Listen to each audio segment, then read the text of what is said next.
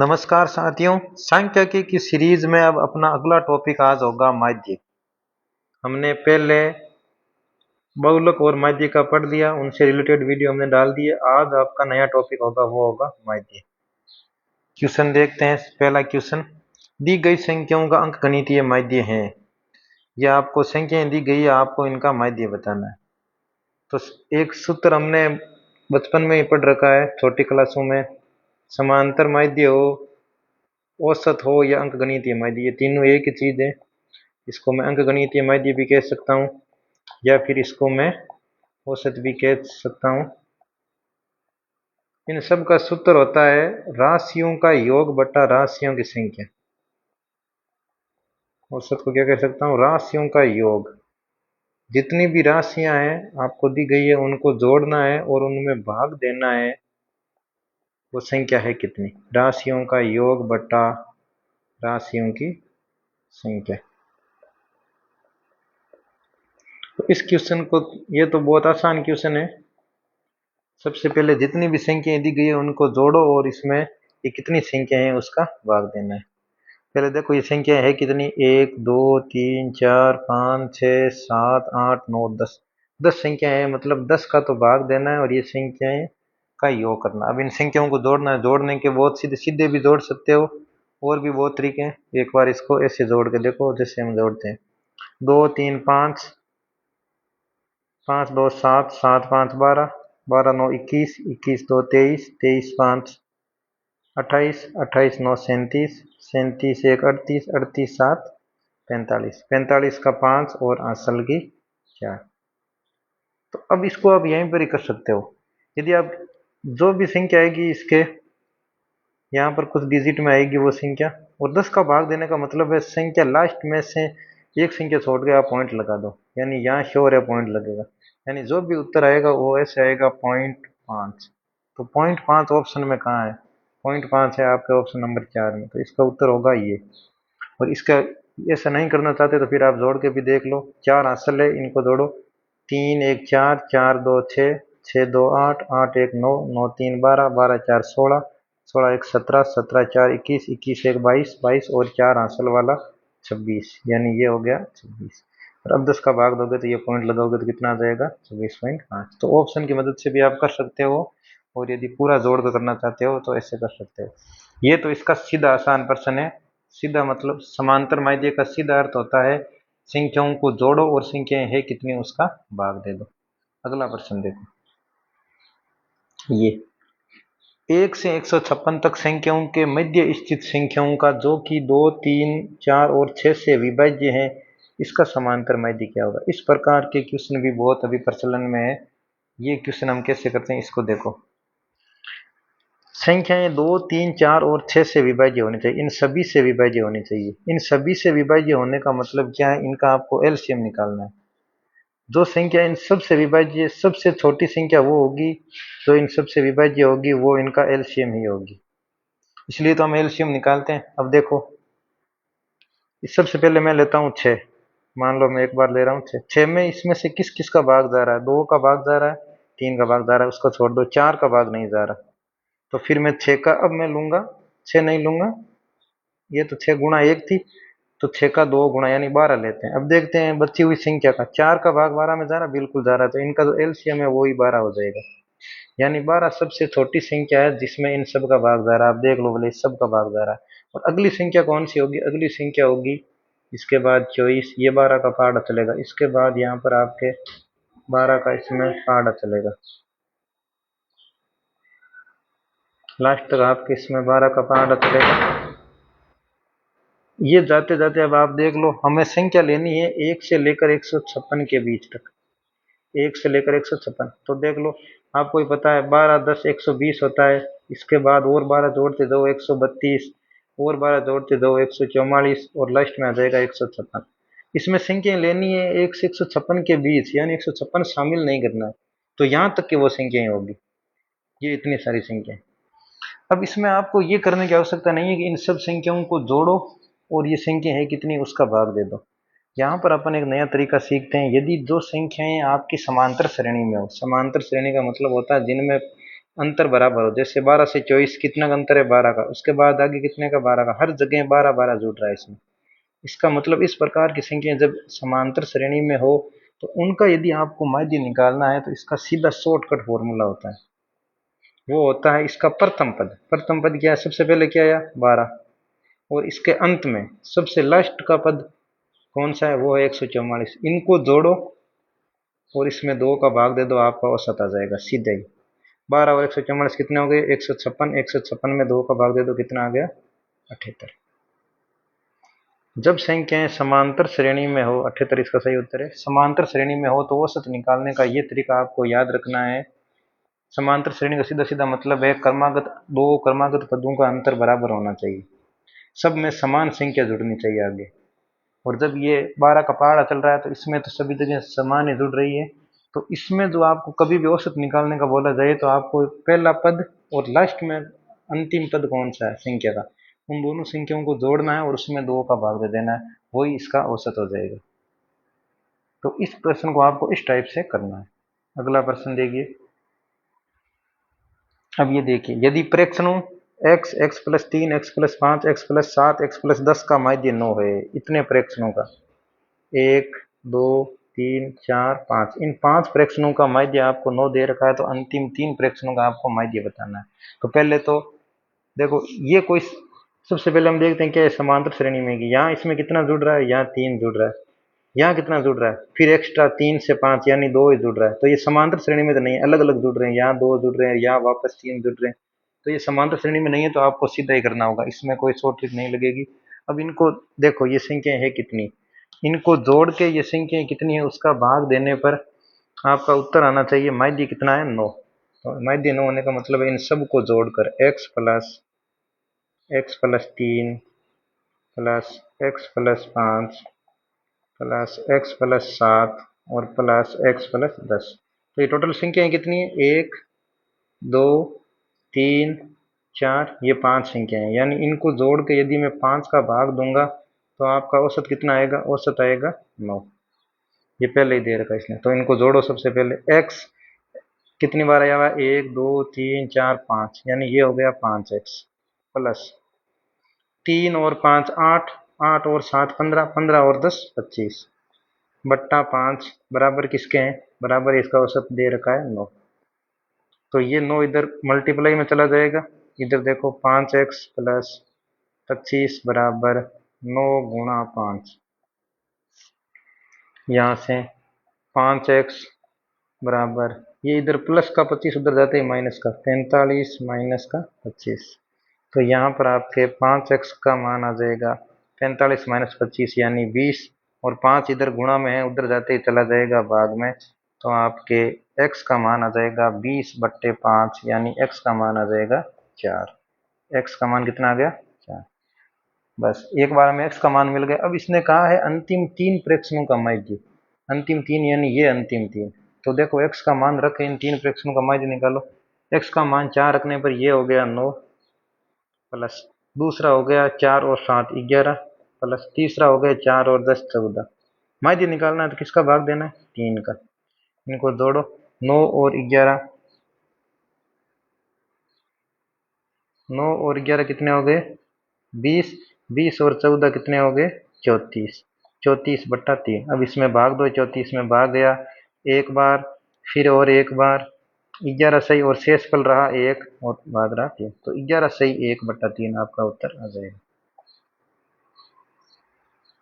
देखो अगला प्रश्न,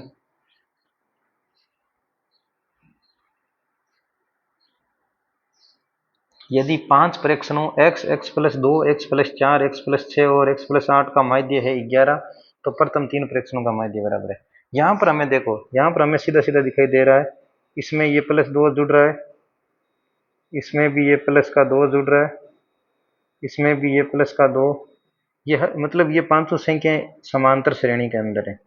तो इनका जो औसत होता है ना, वो अपन या तो देख लो पहली और अंतिम संख्या जोड़ के 2 का भाग दे दो, वो इनका औसत होता है, या फिर इनके जो बीच की संख्या होती है ना, वही इनका औसत होता है। तो इनमें बीच में कौन सी संख्या, अब देख लो, ये इसको काटो, यदि 5 संख्या है तो बीच में आपकी कौन सी संख्या है, x+4, यानी यही इसका औसत है।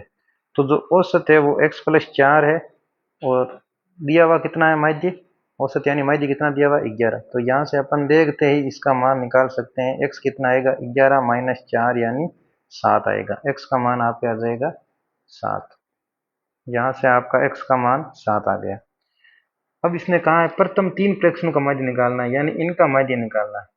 तो ये प्रथम 3 प्रेक्षण भी आपके समांतर श्रेणी में ही है, बराबर जुड़ रहे हैं। तो इनका माध्य कौन सा होगा, बीच वाला पद, बीच वाला पद यानी x+2। तो इनका माध्य होगा x+2।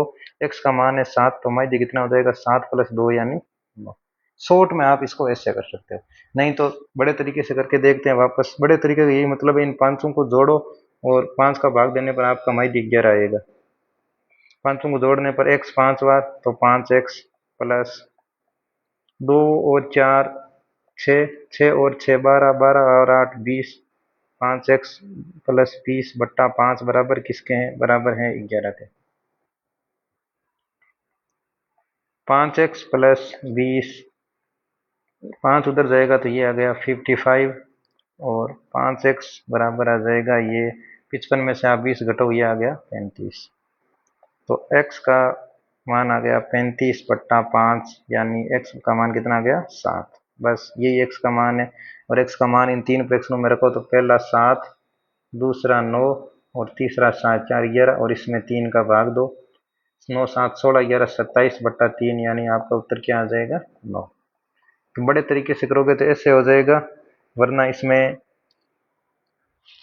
जब भी आपको संख्याएं समांतर श्रेणी में दिखे यानी बराबर जुड़ता हुआ दिखे, तो उनका औसत, या तो ज्यादा संख्या है तो आप पहला और आखिरी पद जोड़ के उसमें 2 का भाग दो, या फिर जो इनके बीच की संख्या होती है ना, वही इसका औसत होता है। तो जोड़ के भाग दोगे तो वो बीच की संख्या ही आएगी। तो यदि हमें क्या 5 संख्या दी हुई है तो एक बीच की संख्या इसमें रहती है, वही इसका औसत होता है।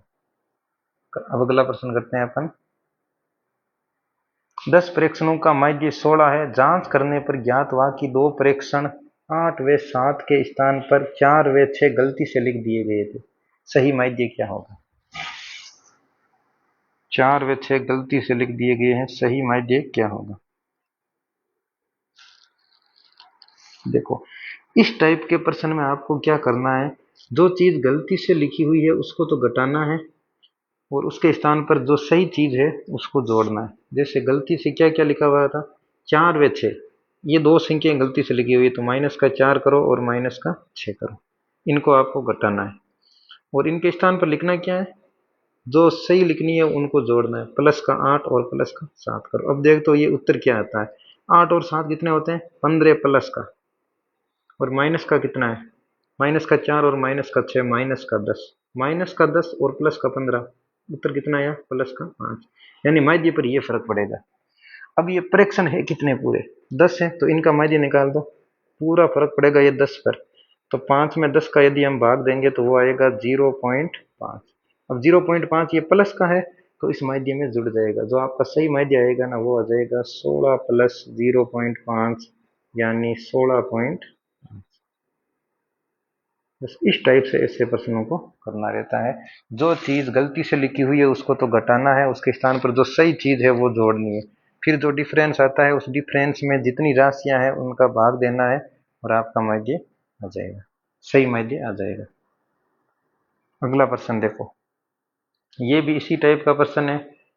10 संख्याओं का समांतर माध्य 7.6 संगठित किया गया है, यानी इनका समांतर माध्य 7.6 था। यह संख्या 8 गलती से 3 पढ़ ली गई थी, सही माध्य क्या होगा। वही बात है, गलती से क्या पढ़ ली गई थी 3, तो घटाना क्या है 3 घटाना, यानी माइनस का तो 3 करना है, और होनी क्या चाहिए थी 8, तो प्लस का क्या करना है आपको 8।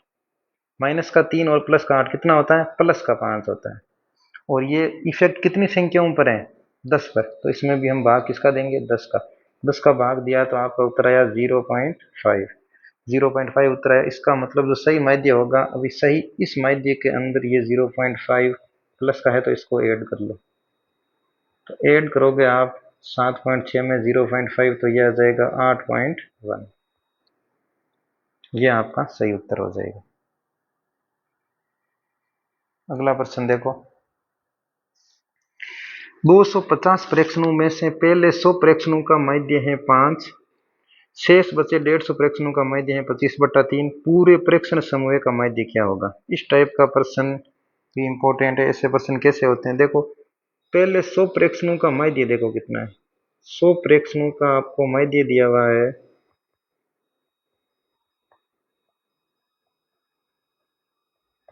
वो दिया हुआ है 5। तो मैं आपको पूछ लूँ इस 100 प्रेक्षणों का योग क्या होगा? तो योग निकालने के लिए माध्य का मतलब होता है 100 प्रेक्षणों का योग बट्टा 100। तो बट्टा 100 इधर गुणा में चला जाएगा तो योग हो जाएगा 5 गुणा 100 यानी 500। यानी इन 100 प्रेक्षणों का जो योग है वो है 500। अगले 150 प्रेक्षणों का माध्य कितना दे रखा है? 150 प्रेक्षणों का जो माध्य दे रखा है वो दे रखा है आपको 25/3। तो इनका योग कितना होगा? इन 150 प्रेक्षणों का योग कितना होगा? इनका योग होगा 25/3 गुणा 150। 3 से ये 15 कटेगा 5 बार और ये मतलब पूरा 0 50। तो आपको 25 गुणा 50 करना है। 25 गुणा 50 करने का मतलब है पहले 25 को 5 से गुणा करो, 25 5 के 125, यानी ये योग आ गया आपके 1250। अब यदि आपको पूरे प्रेक्षण समूह का माध्य निकालना है तो आपको पूरे के पूरे 250 प्रेक्षणों का योग बताना है, जिसमें पहले 100 का है 500, अगले 150 का है 1250। तो पूरे समूह का योग कितना हो जाएगा? 500 प्लस 1250। और ये प्रेक्षण है कितने? 250। तो इसमें अपन 250 का भाग दे देंगे। अब इसमें अपन इनका अलग अलग दोनों जगह भाग भी दे सकते हैं या इनको जोड़कर भी भाग दे सकते हैं। तो सबसे अलग अलग भाग भी दे सकते हैं। जैसे मैं 500 में भी 250 का भाग दे दूं, प्लस 1250 में भी 250 का भाग दे दूं, ऐसे अलग अलग करके। 500 में 1250 का भाग दिया, 0 से 0 25 का भाग 50 में 2 बार, यहाँ से 0 से 0 25 का भाग 125 में 5 बार। तो 2 + 5 अपने कितने आए? उत्तर आ गया अपना 7। तो ये 7 आपका सही उत्तर है। या फिर आप यहाँ पर इसको जोड़कर भी भाग देते तो आता 1750 बट्टा 250। एक जीरो से एक जीरो कैंसिल, 175 में 25 का भाग, 25 का भाग 7 बार बोलोगे तो 175 आ जाएगा। उत्तर में कोई फर्क नहीं आएगा, यही उत्तर होगा। तो इस टाइप का प्रश्न करने के लिए आपको ये प्रोसेस करना है। अगला प्रश्न देखिए, ये सेम इसी टाइप से। 3 समुच्चों का समांतर माध्य 25, 10 और 15 है, जिनके संगत प्रेक्षण है। इसके संगत है 250, इसके संगत 200, इसके संगत 250, इसके संगत 300। तो उनका सबका सीमित समांतर माध्य यानी सभी का समांतर माध्य। वही प्रोसेस इसमें, यदि आपको सभी का समांतर माध्य निकालना है तो पहले इनका योग निकालो। माध्य 25 है, प्रेक्षण 200 है, तो योग कितना होगा? 25 गुणा 200 प्लस माध्य 10 है और ये प्रेक्षण 250 है, तो इनका हो जाएगा 10 गुणा 250 प्लस माध्य 15 और प्रेक्षण 300 है, तो 15 गुणा 300। ये तो इन सभी का योग आ जाएगा, पहले का योग दूसरे का योग। और नीचे ये प्रेक्षण कितने हैं आपके? ये प्रेक्षण है 200 प्लस 250 प्लस 300, ये आपके सारे प्रेक्षण है। तो सीमित समांतर माध्य ऐसे आएगा, इनको गुणा करो और इस प्रकार से नीचे जो भी प्रेक्षण उस पूरे प्रेक्षण है वो इनको नीचे जोड़ के लिख दो। 25 गुणा 2 50, 50 के आगे 2 जीरो और ये 5000 प्लस 10 गुणा 25, तो सीधा सीधा 25 और आगे 2 जीरो 2500। 15 गुणा 300 यानी 15 गुणा 3 45 और आगे डबल जीरो।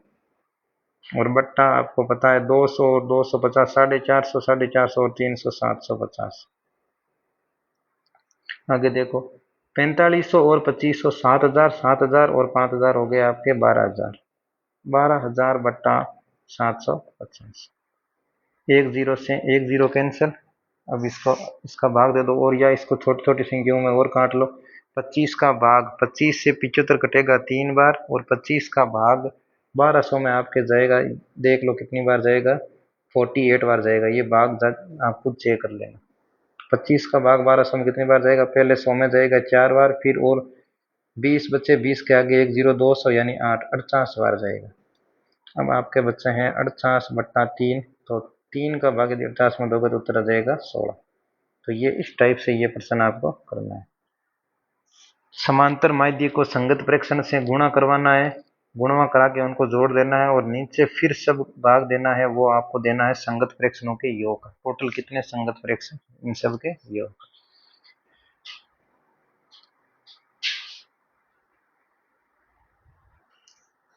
अब ये देखो, ये अच्छा प्रश्न है। यदि n संख्याओं की एक श्रेणी का माध्य x बार है, n संख्याओं की एक श्रेणी का माध्य x बार है और प्रथम n माइनस n संख्याओं का योग लैम्डा है, तो अंतिम संख्या का आपका मान बताना। देखो पूरी मान लो n संख्या है, ये कुछ n संख्या मैं मान रहा हूं और अंतिम संख्या मैंने मान ली कि ये पूरी n संख्या है। इन सब का माध्य है x बार, तो आप बताओ इन सब का योग कितना होगा। माध्य निकालने का मतलब इन सब को हम जोड़ेंगे, यहाँ सब जुड़ रही है, जुड़ने के बाद यदि मैं n का भाग दूं तो x बार आएगा, तो योग आ जाएगा, तो ये n इधर आ जाएगा। एक बार ध्यान से, योग इन सब का योग कितना हो जाएगा, n गुणा x बार। और इसने कहा है कि प्रथम n माइनस वन संख्याओं का योग, यानी यहां से लेकर इस अंतिम को छोड़ दें, यहां तक का जो योग है, यहां तक प्लस करने पर आपका आता है लैम्डा, यानी इसका मान कितना है, लैम्डा। तो आपको अंतिम संख्या निकालनी, यानी अंतिम संख्या में मान रहा हूं एक बार के लिए के, तो k क्या होगी, n x बार, और इधर वाली सारी का मान है लैम्डा, तो ये इधर जाते हो जाएगा माइनस का लैम्डा, तो आपका k बराबर आ गया एन एक्स बार माइनस का लैम्डा। ये आ गई आपके अंतिम संख्या एन एक्स बार माइनस लैम्डा। तो ये क्वेश्चन बहुत इंपॉर्टेंट क्वेश्चन, इसमें कुछ नहीं करना आपको, पूरी एन संख्याओं की श्रेणी का माध्य दे रखा है, तो पहले इनका योग निकालेंगे, वो योग आ जाएगा एन एक्स बार, और इससे n माइनस वन संख्याओं का योग आपको लैम्डा दे दिया, तो इस पूरे योग में से n माइनस वन संख्याओं का योग घटा देंगे, तो फिर आपके पास अंतिम संख्या बच जाएगी, तो ये होगी। अब ये क्वेश्चन सबसे ज्यादा इंपॉर्टेंट है, पूरे चैप्टर में सबसे ज्यादा इंपॉर्टेंट क्वेश्चन ये है, इनको आप ध्यान से देखिए एक बार। इनके लिए मैं एक आपको सर्वे समीकरण लिखा रहा हूँ, वो आपको याद रखनी है, वो सर्वे समीकरण उसका प्रयोग होगा इसमें। क्या कि 3-4 प्रश्न पूरे इसी टाइप के हैं, तो इस टाइप के प्रश्न का फर्स्ट ग्रेड के पहले पेपर में आने की संभावना सबसे ज्यादा है। इसमें इनमें से एक टाइप का प्रश्न तो पक्का ही आएगा। तो सबसे पहले एक सर्वे समीकरण लिखते हैं जो यहाँ सभी जगह काम आएगी, वो आप लिखना। सबसे पहले देखो, एक सर्वे समीकरण हमने 9th क्लास में पढ़ी है, a plus B plus C का होल स्क्वायर, ये होता है आपका a square plus B square plus C square plus 2 गुणा ए बी प्लस 2 गुणा बी सी प्लस 2 गुणा सी ए।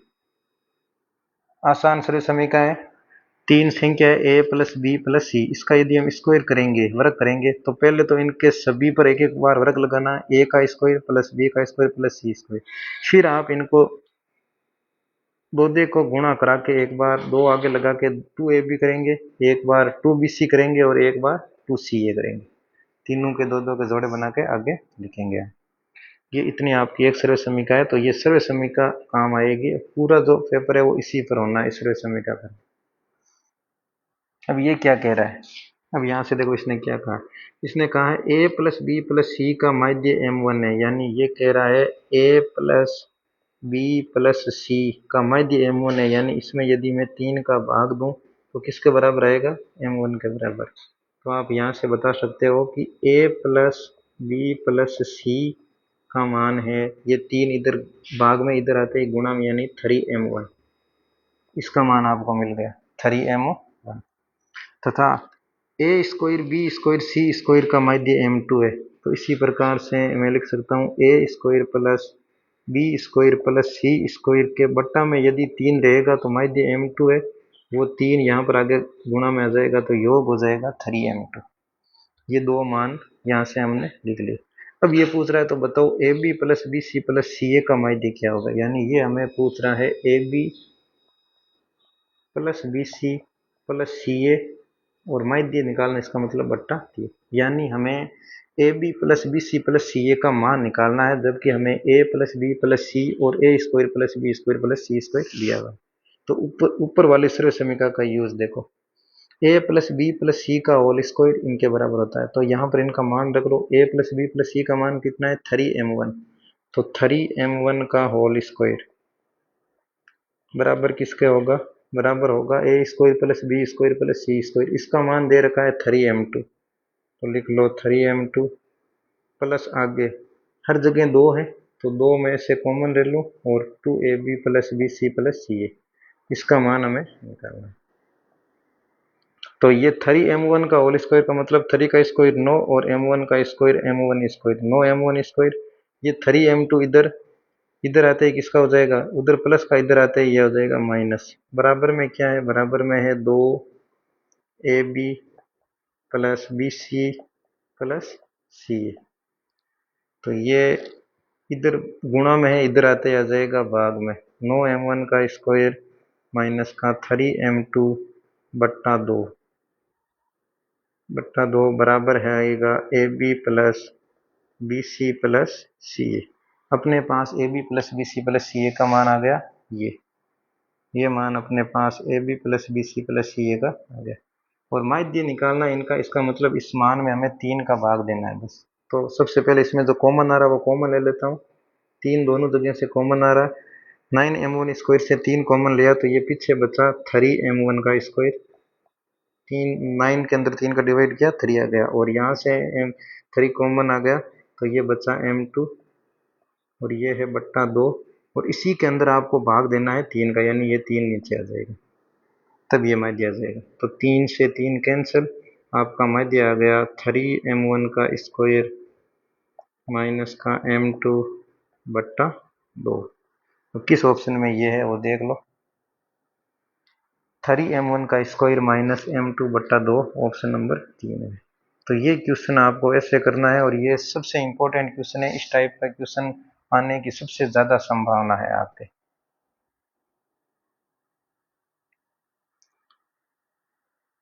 इस सर्वे समीकरण को याद रखना, ये काम की सर्वे समीकरण है। इससे आगे 2-3 क्वेश्चन इसी से होने हैं। बेसिक से करोगे तो ये फिर ऐसे ही होगा आपके। दूसरा देखो, ए बी सी का समांतर माध्य है m बट्टा 3 तथा 1 प्लस ए 1 प्लस बी वाई बराबर हो -1/c। तो आपको ए स्क्वायर बी स्क्वायर और सी स्क्वायर का समांतर माध्य निकालना है। ऐसा दिया हुआ है तो आपको वही सर्वे समीकरण काम में लेनी है। इसके अलावा अपने पास कोई दूसरी सर्वे समीकरण नहीं है, केवल वही सर्वे समीकरण। एक बार वो वापस लिख लेते हैं। A plus B plus C का होल स्क्वायर बराबर होता है A square plus B square plus C square plus 2ab, या 2 कोष्टक लगा के 2 कोष्टक A B plus B C plus C. ये अपने पास वो सर्वे समीकरण है। अब इसमें जो दे रखा है वो देख लो एक बार। ए बी सी का समांतर माध्य है m बट्टा 3, ये बट्टा 3 बराबर कितना दिया हुआ है m बट्टा 3। तो a plus B plus C कितना हो जाएगा, ये इधर वाला 3 इस 3 से कैंसिल हो जाएगा, या फिर इस 3 को इधर गुणा में भेजोगे तो वो वहां पर कैंसिल हो जाएगा, यानी ये m आ जाएगा। यानी a plus B plus C का मान कितना आ गया, m आ गया। दूसरा आपको इसने पूछा है A square B square C square का समांतर माध्य, यानी हमें ज्ञात क्या करना है, हमें ज्ञात करना है A square plus B square plus C square, और इसमें 3 का भाग देना है। तो हमें A square plus B square C square मिल जाए तो फिर अपना क्वेश्चन हल हो जाएगा। यहाँ इसने एक और सिचुएशन दे रखी है, वो देखो। इससे 1/a प्लस 1/b बराबर में है -1/c। ये इधर आते ही ये भी प्लस का हो जाएगा 1/c, बराबर में क्या है 0। अब इसको सोल्व करो, इससे आपको कुछ मिलेगा। इससे आपको ये मिलेगा, यदि ये नीचे 3 संख्याएं हैं तो इनका एलसीएम हो जाएगा तीनों का गुणा, यानी ए बी सी। ये इन तीनों का एलसीएम हो जाएगा। अब इस ए में पूरे ए बी सी में 1 से डिवाइड किया तो आया बी सी, और बी सी को गुणा कराओगे ऊपर 1 से, यानी ऊपर आ गया बी सी प्लस बी का इसमें डिवाइड किया तो पीछे बचा ए सी, ए सी को आप ऊपर गुणा कराओगे। सी का इसमें डिवाइड किया तो क्या बचा ए बी, ए बी को आप ऊपर गुणा कराओगे, बराबर में क्या है 0। ये ए बी सी इधर नीचे भाग में उधर 0 के पास चला जाएगा, 0 के गुणा में कोई फर्क नहीं पड़ेगा, 0 गुणा ए बी सी 0 रह जाएगा। यहाँ पर आपको मिलेगा, इनको सही तरीके से लिख दो, A B plus B C plus C A या ए सी, कुछ भी लिखो, गुणा में कोई फर्क नहीं पड़ता। ये किसके बराबर है? 0। यानी 1/a+1/b+1/c बराबर 0 है, तो इसका मतलब ये होता है कि ab+bc+c आपका 0 है। बस यही मतलब है। अब आप आराम से इस सर्व समीकरण का यूज करके A square plus B square C square का मान निकाल सकते हो। A plus B plus C कितना है? A plus B plus C है आपका m, यानी m स्क्वायर बराबर A square plus B square plus C square, और ये आगे वाला पार्ट तो जीरो है, ये 2 × 0, यानी जो ए स्क्वायर प्लस ये 0 हो जाएगा, इसका कोई मतलब ही नहीं लिखने का। तो A square plus B square plus C square किसके बराबर हो गया? आपके एम स्क्वायर के बराबर हो गया। और आपको मान निकालना है A square plus B square plus C square बट्टा 3, यानी एम स्क्वायर बट्टा 3। तो माइनस कितना आ गया आपका? एम स्क्वायर बट्टा 3। तो ये सारे क्वेश्चन इसी सर्वे समीकरण पे हो रहे हैं। वो 3-4 क्वेश्चन इस टाइप के हैं, और इनके बार बार आने की वापस संभावना है, एग्जाम में रिपीट होने की इन क्वेश्चनों की संभावना है। अगला क्वेश्चन देखते हैं हम। वापस उसी टाइप का क्वेश्चन है ये। यदि ए बी सी का माध्य एम है तथा A B plus B C plus C A बराबर इसने सीधा ही 0 दे रखा है, तो आपको A square B square C square का माध्य वही सिस्टम। ए प्लस बी प्लस सी का माध्य एम है, तो ए प्लस बी प्लस सी का योग कितना हो जाएगा? एम गुणा 3, यानी 3m हो जाएगा। और A B plus B C plus C 0 दे रखा है, तो ये वही सर्व समीकरण वापस लिखो। इसका स्क्वायर बराबर A square plus B square plus C square plus 2, आगे आएगा ए बी बी सी और सी ए, तो ये 0 है तो 2 × 0, यानी यहाँ से मैं कह सकता हूँ A plus B plus C है 3m, 3m का होल स्क्वायर बराबर है आपका A square plus B square plus C square. 3m का होल स्क्वायर कितना हो गया? 9m square. 9m स्क्वायर बराबर है A square plus B square plus C square. आपको A square B square C square का माध्य चाहिए, यानी आपको चाहिए A square plus B square plus C square करके उसमें 3 से डिवाइड करना है। इसका मान कितना है? इसका मान है 9m स्क्वायर। तो 9m स्क्वायर के अंदर आपको 3 का भाग देना है, तो 9 में 3 का भाग गया 3 बार, उत्तर आ गया 3m स्क्वायर। तो ये घूम फिर के इसी सर्व समीकरण से ये सारे क्वेश्चन होने हैं, और इस एक ही तरीके से ये सारे क्वेश्चन होने हैं। एक सर्व समीकरण याद रखनी है आपको। ये सर्व समीकरण जो सबसे पहले मैंने आपको लिखी, ये सर्व समीकरण आप याद रखो, और इससे रिलेटेड माध्य के क्वेश्चन कम से कम फर्स्ट ग्रेड के एग्जाम में आने की तो बहुत ज़्यादा संभावना है। आगे वाले क्वेश्चन भी इसी पे आधारित हैं।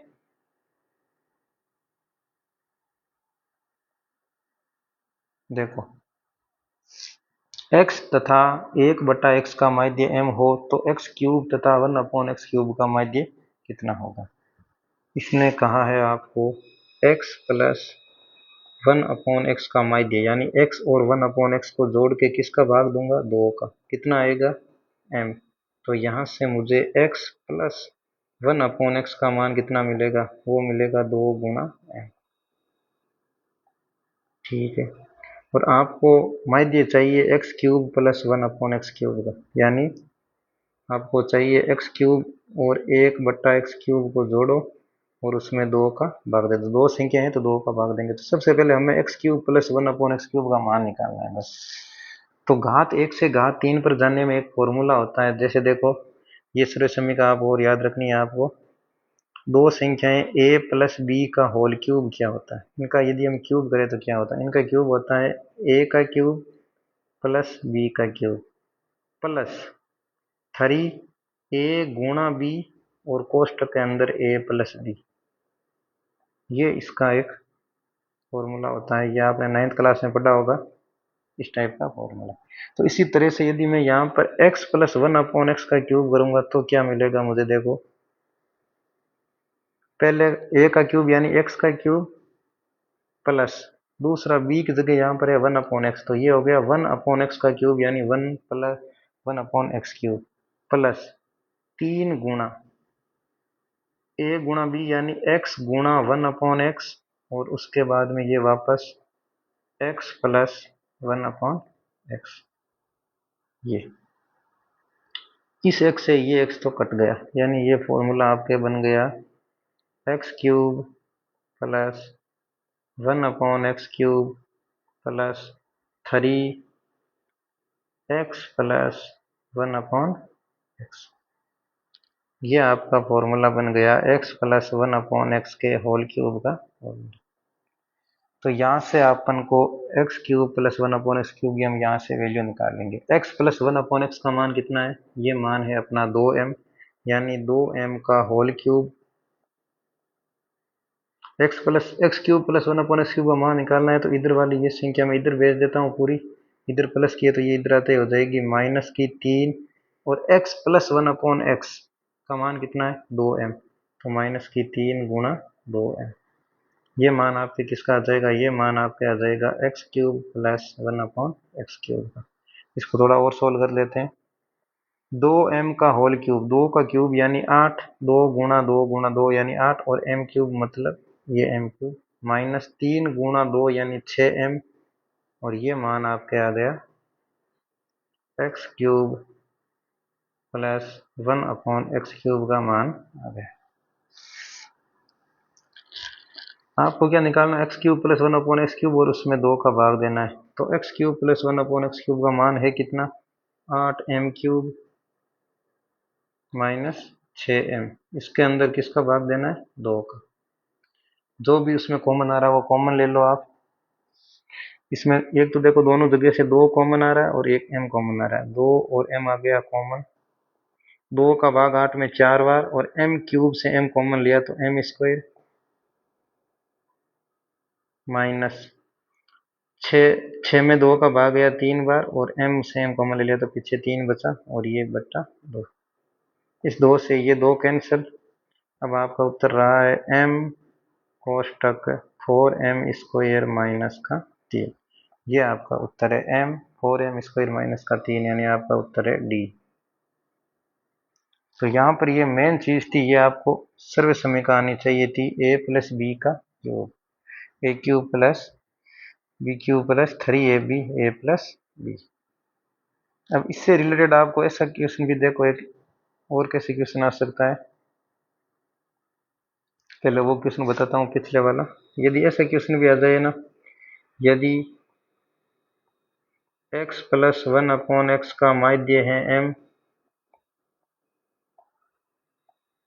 का माध्य बराबर m है, तो x² प्लस 1/x² का माध्य क्या होगा?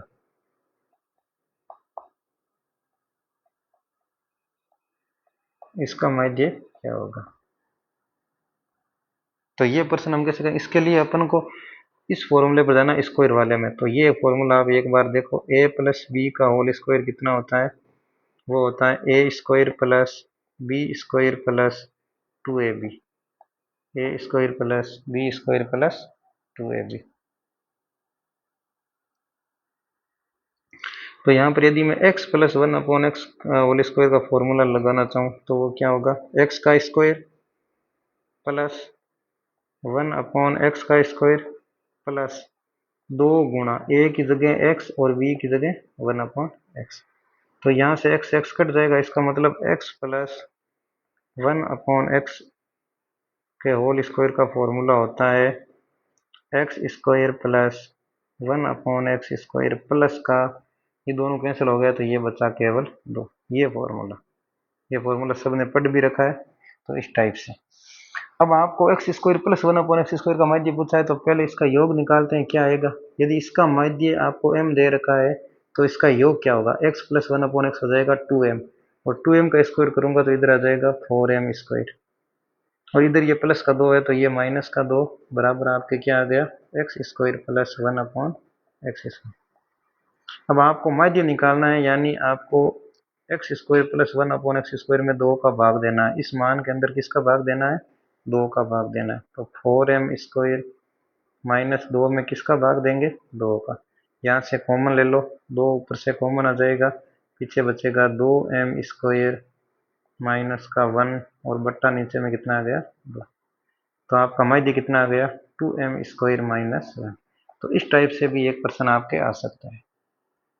इन प्रश्नों को आप बहुत ध्यान से करिएगा, ये प्रश्न कभी भी आपके आ सकते हैं एग्जाम में। अब अपन इस प्रश्न को देखते हैं।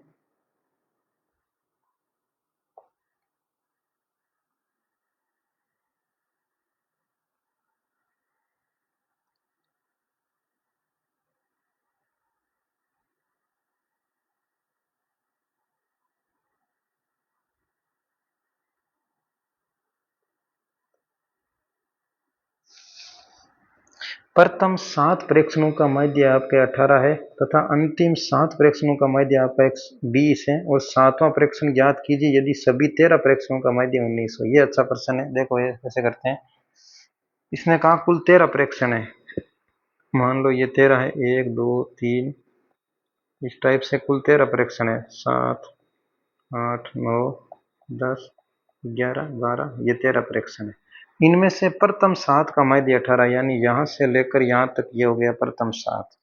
इनका माध्य कितना है 18, इनका माध्य 18 है तो इनका जोड़ कितना होगा, जोड़ होगा 18 गुणा 7। और अंतिम 7 का माध्य 20, अंतिम 7 को या अंतिम से गिनो 7, 1 2 3 4 5 6 और 7, यानी यहां तक अंतिम 7। इनका माध्य कितना है, इनका माध्य है 20, तो इनका योग कितना होगा 20 गुणा 7। और ये सभी 13 प्रेक्षणों का माध्य 19 है, यानी 1 से लेकर 13 तक सबका योग कितना है, सबका योग है आपके 13 गुणा 19।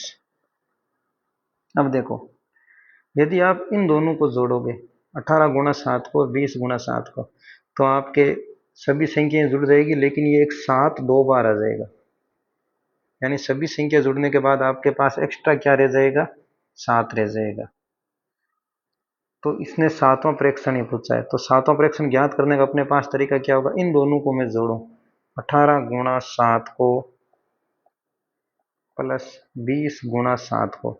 यदि मैंने इन दोनों को जोड़ा तो मुझे क्या मिला, इन सभी 13 संख्याएं मिल गई, 13 संख्याओं का योग मिल गया, वो कितना आ गया 13 गुणा 19 आया हुआ योग है।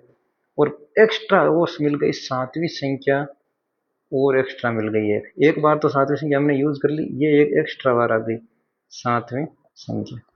तो यदि मुझे ये 7वां प्रेक्षण चाहिए तो 18 गुणा 7 प्लस 20 गुणा 7, इसमें से मैं ये पूरी जो संख्या है वो माइनस कर लूंगा, माइनस का 13 गुणा 19 करूंगा तो अपने पास 7वीं संख्या आ जाएगी।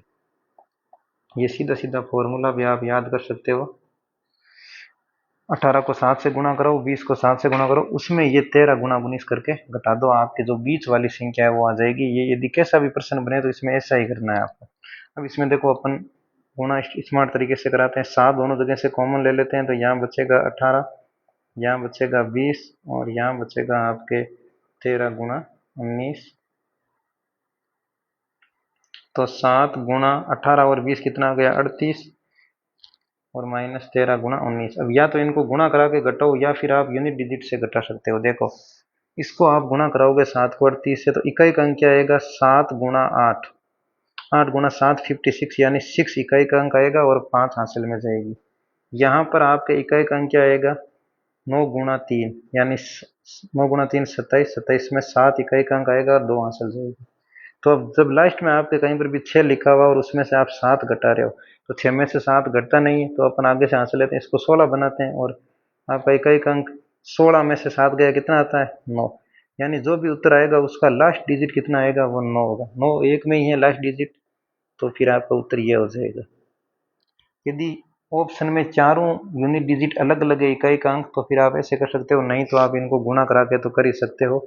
38 को आप 7 से गुणा करो, देखो 38 को जब आप 10 से गुणा कराते हो तो वो आता है 380। फिर 38 को आप यदि 3 से गुणा, ये इसको घटाना है फिर, या फिर आप ऐसे देख सकते हो 40 को 7 से गुणा करो 280, और उसमें से 7 गुणा 2 14 घटा लो, तो आपके पास कितना आ जाएगा 266। तो 38 गुणा 7 आपके पास आ गया 266, माइनस 13 गुणा 19।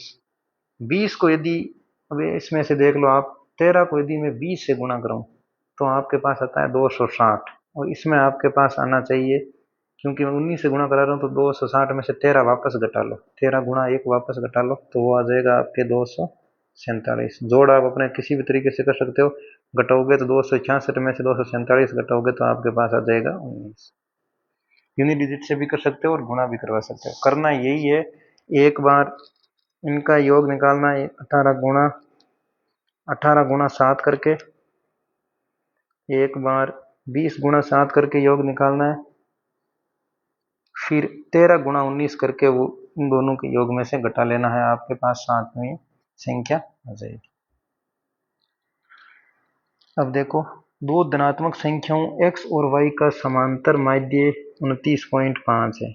यदि एक तीसरी संख्या z को भी सम्मिलित किया जाए तो संयुक्त समांतर माध्य 20.5 होता है। ये तीसरी संख्या क्या है? इस प्रकार के प्रश्न को हम दो तरीकों से कर सकते हैं। पहले इसका बेसिक देखो आप, दो धनात्मक संख्याओं का समांतर माध्य 29.5 है, यानी x प्लस वाई बट्टा 2 समांतर माध्य यानी 2 बट्टा के भाग किसका देना, 2 का। ये आपका उत्तर आता है 29.5। तो सबसे पहले आप बताओ x प्लस वाई का मान कितना आएगा। x प्लस वाई का मान आएगा, ये दो इधर गुणा में चला जाएगा और 29.5 को यदि आप 2 से गुणा कराओगे तो 29 को 2 से गुणा कराओगे 58, 0.5 2 से गुणा 1 यानी ये आ जाएगा 59। ये आप गुणा करवा के भी देख सकते हो। तो ये आपका आ जाएगा x प्लस वाई बराबर 59। अब एक तीसरी संख्या और सम्मिलित कर ली जाए तो ये समांतर माध्य हो जाता है 20.5, यानी यदि मैं x plus Y plus Z इन तीनों का समांतर माध्य यानी भाग किसका लगेगा, 3 का, तो समांतर माध्य कितना होता है, ये होता है 20.5। तो यहाँ से मैं देखता हूँ कि x plus Y plus Z बराबर आएगा, ये 3 इधर गुणा में चला जाएगा, गुणा 3, तो इसको गुणा करो 20 गुणा 3 60 और 0.5 गुणा 3 0.5 गुणा 2 1 और 3 से गुणा करोगे तो आएगा 1.5 यानी 61.5। ये चीज़ भी आप गुणा करवा के साइड में लिख सकते हो, कोई दिक्कत नहीं है। तो ये तीसरी संख्या आपको बतानी है, यानी z बताना है, z क्या है। यहाँ से देखो x प्लस वाई का मान अपने पास आया हुआ है, कितना है 59, तो x प्लस वाई की जगह मैं लिख दूंगा 59 प्लस का z बराबर 61.5। तो z बराबर क्या आएगा 61.5 माइनस का 59। तो आपके पास 61.5 में से यदि आप 59 घटाओगे तो कैसे घटाओगे, पहले 61 में से 59 घटा लो 2 और 0.5 एक्स्ट्रा है तो 2.5। यह आपकी तीसरी संख्या आ गई 2.5। ये तो है इसका बेसिक तरीका, इससे भी आप ये प्रश्न कर सकते हो। और थोड़ा सा यदि स्मार्टली सोचो तो फिर ये है कि दो संख्याओं का माध्य कितना है 29.5 है, यानी दोनों संख्याओं के पास 29.5 है। और तीसरी संख्या z को जब सम्मिलित किया जाए तब अब इनका माध्य हो जाता है 20.5। तो देखो ये माध्य कितना कम हुआ, माध्य कम हुआ 29.5 से 20.5 यानी 9 की कमी हुई। और ये 9 की कमी हुई 3 जनों के लिए। अब संख्या कितनी हो गई 3, तो 9 गुणा 3 यानी टोटल कितनी कमी हो गई 27। यानी जो यदि एक्स्ट्रा संख्या हम 29.5 जोड़ते, यदि तीसरी संख्या भी 29.5 होती तो आपका माध्य होता 29.5, लेकिन आपका माध्य 20.5 है, यानी माध्य 9 कम हुआ 3 बार, यानी 27 की कुल कमी आई। इसका मतलब ये संख्या 29.5 नहीं, 29.5 से 27 कम है। 27 कम है तो पीछे क्या बचा, -27 करते, ये संख्या 2.5 है, इस वजह से ये कमी आई। तो ऐसे भी आप निकाल सकते हो, और वरना बेसिक तरीका तो यही। अब ये क्वेश्चन आप बहुत ही शानदार प्रश्न है ये। 8 संख्याओं का औसत है 99। सबसे बड़ी संख्या दी थी, सबसे बड़ी संख्या से 18 अधिक है। यदि इन दोनों संख्याओं को हटा दिया जाए तो शेष संख्याओं का औसत कितना रहता है 87। सबसे बड़ी संख्या का मान किसके बराबर, इसको भी हम पहले बेसिक से करते हैं। देखो इन दो संख्याओं, सबसे बड़ी संख्या दूसरी सबसे बड़ी संख्या से 18 अधिक है। मैं मान लेता हूं दूसरे सबसे बड़ी संख्या वो है x, और सबसे बड़ी संख्या इससे 18 अधिक है, यानी सबसे बड़ी संख्या कितनी हो गई x प्लस 18। ये दो संख्याएं हो गई, ये दूसरी सबसे बड़ी और ये सबसे बड़ी, ठीक है। इन दोनों संख्याओं को हटाने के बाद 6 संख्याएं बची आपके पास, उनका औसत है 87। तो पहले हम देखते हैं उन बची हुई 6 संख्याओं का योग कितना है। उन बची हुई 6 संख्याओं का जो योग है वो योग होगा 87 गुणा 6। योग कितना होगा 87 गुणा 6। 87 को 6 से गुणा करवा लो, 90 को 6 से गुणा कराया 540, और उसमें से 6 गुणा 3 18 यानी 522। ये आप जब गुणा कराओगे तो आ जाएगा। अब इस योग में 522 में यदि मैं दो संख्याएं और जोड़ूंगी जो मैंने हटाई x और x प्लस 18, तब ये संख्याएं बन गई आपके पूरी 8 संख्याएं हो गई, और इनका औसत आपको दे रखा है 99। तो इन 8 संख्याओं का योग कितना है, इन 8 संख्याओं का योग होगा 99 गुणा 8। 99 गुणा 8, इन 8 संख्याओं का आपके योग हो जाएगा 99 गुणा 8। 100 गुणा 8 होता है 800, माइनस का 1 गुणा 8 करोगे तो ये हो जाएगा 792। तो ये 792, इन 8 संख्याओं का योग कितना है? 792। तो आपको एक बार x का मान निकालना है और फिर अपने पास ये संख्या रहेगी। तो x और x कितना हो गया? 2x। 522 और 18 कितना हो गया? 540। बराबर कितना है? बराबर है 792। तो 2x बराबर क्या होगा? 792 माइनस का 540। 792 में से 540 घटाओ, ये बचता है आपके 252। ये आप खुद घटा लेना। x x आ जाएगा 252 में, आप 2 का भाग दो। 252 में 2 का भाग कितनी बार जाएगा? 1 बार, 2 बार और 6 बार, यानी 126 बार। यहाँ से आपके पास x का मान आ गया 126। तो पूछा क्या? सबसे बड़ी संख्या पूछी। तो सबसे बड़ी संख्या क्या है? सबसे बड़ी संख्या है x प्लस 18, यानी 126 प्लस 18। तो 126 में यदि आप 18 जोड़ोगे तो ये आ जाएगा 144। तो सबसे बड़ी संख्या कौन सी हो गई? 144। अब इस प्रश्न को आप स्मार्टली अप्रोच करते हो तो कैसे करोगे? देखो, जैसे मान लो 8 संख्याओं का औसत 99। यदि 8 लोग है, औसत का मतलब सब 8 लोगों में वो चीजें बराबर बांटू तो सबके पास 99 आते हैं। यानी आप सोच सकते हो, मान लो 8 लोग हैं, उनके पास सबके पास 99 रुपए हैं, प्रत्येक के पास, 8 के पास। यही औसत होता है। यदि इन और 2 आदमियों को मान लो हटा दिया तो फिर शेष 6 आदमी बचे, उनके पास 87 रुपये ही रहे। तो आप खुद सोचो, यदि जो 2 आदमी हटाए गए हैं उनके पास भी यदि 99 रुपये होते, वो 99 रुपये लेके जाते, तो शेष बच्चों के पास 99 ही रहते, क्योंकि सभी के पास 99 ही है। लेकिन हुआ ये कि वो शेष जो 6 बचे, उनके पैसे भी कम हो गए। कितने कम हुए? 99 से कितने कम हुए? 87, 12 कम हुए। और जने कितने? 6 जने, यानी कुल कितने कम हुए? 12 गुणा 6, 72 रुपये कम हुए। तो ये एक बार आप इनके रुपये मान लो, तो 72 रुपये कम क्यों हुए? क्योंकि ये 72 रुपये ये दोनों ले गए, तभी तो ये कम हुए। ये 99 ले जाते तो इनके पास भी 99 बचते, 6 के पास भी। लेकिन ये 99 नहीं, ये ले गए आपके, इनके सभी के 12 पैसे कम कर दिए। इसका मतलब ये 72 रुपये एक्स्ट्रा और ले गए। यानी जो भी ये 2 संख्याएं हटाई गई है, इनका योग कितना होगा? 99, 198, 198 और 72 कितना हो गया? 270। इन दोनों संख्याओं का योग हो गया आपके 270। ये मुझे पता है। अब आसानी से निकाल सकते हो। पता है एक संख्या दूसरी से 18 बड़ी है, तो एक बार जो 18 बड़ी है, जो भिन्नता है संख्या में, वो घटा लेते हैं इसमें से, उसको साइड में रख लेते हैं। 270 में से अब 18 घटाओ, कितना बचा? 252। अब 252 दोनों में बराबर बराबर बांट दो। 252 दोनों बराबर बांटोगे तो ये आएगा 126 और 126। क्योंकि एक संख्या के पास 18 ज्यादा है, तो ये 18 इसमें जोड़ दो। तो एक संख्या तो हो गई 144 और एक संख्या आपके हो गई 126। तो इसने पूछी है सबसे बड़ी संख्या, तो सबसे बड़ी संख्या क्या आएगी? 144। तो आप इस अप्रोच का इस्तेमाल करके भी इस क्वेश्चन को कर सकते हैं। इससे आगे भी इसमें क्वेश्चन बचे हुए हैं, वो अपन अगले वीडियो में देखेंगे।